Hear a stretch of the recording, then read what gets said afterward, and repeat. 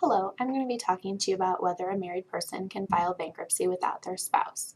A married person can file bankruptcy without their spouse.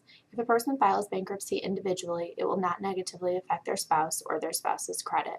However, if there are joint debts, the filing spouse's liability for the debt will be eliminated, but the non-filing spouse can still be held liable for the debt and may be pursued by creditors.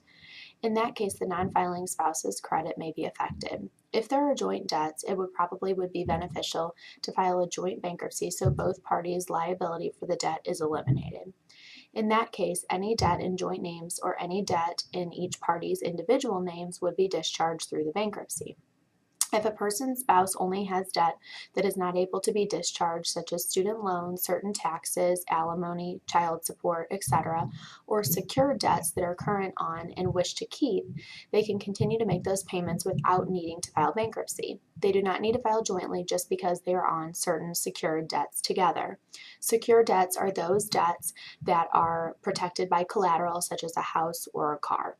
For instance, if both spouses' names are on a car loan or a mortgage, and the loan or mortgage is current and the property is going to be retained, both spouses do not need to file just because their name is on the property jointly. However, if both spouses do not file and the loan or mortgage becomes delinquent, or the property is foreclosed or repossessed, the non-filing spouse would then be responsible for the deficiency. Additionally, if a person files without their spouse would not be included in the bankruptcy, but their income would be included for purposes of determining median income as long as the married couple is living together. The reason for this is that it is based on the assumption that if a married couple is living together in the same house, they are sharing income and expenses.